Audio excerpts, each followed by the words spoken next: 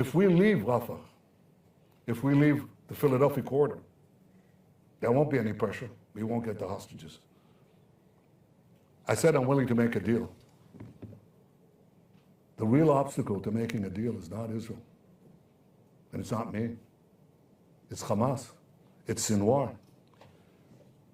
On April 27th, I put forward a proposal by Israel, which Secretary Blinken called extremely generous. On May 31st, having met Blinken again, I said we agreed to the US-backed proposal, and Hamas refused. On August 16th, the US brought forth what they call the final bridging proposal. Again, we accepted, Hamas refused. On August 19th, Secretary Blinken said, Israel accepted the US proposal, now Hamas has to do the same.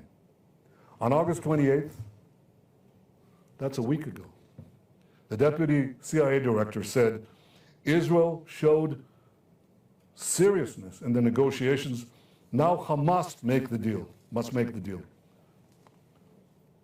This was last week. So I ask you, what has changed? What has changed in this week? What's changed is that they murdered 6 of our hostages in cold blood. Now the world will seriously demand that Israel make concessions after this massacre? What message does this send to Hamas? I'll tell you what the message is. Murder more hostages, you'll get more concessions. That's not only illogical, it's not only immoral, it's downright insane. So it's not going to happen. We have red lines. Before the murder, they haven't changed. We'll hold to them. But we also have had flexibility. And I'll tell you one thing, Hamas will pay for this. That you can be assured. We'll make sure that we extract them, that price from them. But we are firm on our red lines, including the Philadelphia corridor, for the reasons I described here. I'm flexible where I can be. I'm firm when I have to be. I think there is the possibility of getting this deal if we stick to this strategy. I said before, we got 150 hostages out because we combined a firm stance with military pressure. And I said that Hamas, after that, relied on international pressure, but it had weakened. And then we went into Rafah and the Philadelphia corridor, so it got strengthened. And they were beginning to balk.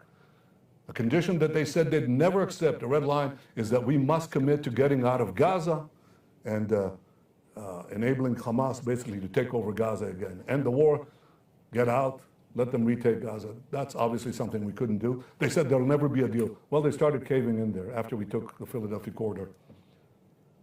And then they started backing off. You know why they waited? Why they started backing off? Because they waited for Iran to start a general war with Israel. That didn't happen. So then they waited for Hezbollah to start a general war with Israel. That didn't happen either. So now they resort to the final tactic.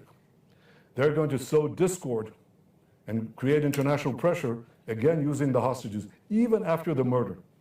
And this is something that's not new because they started this a year ago.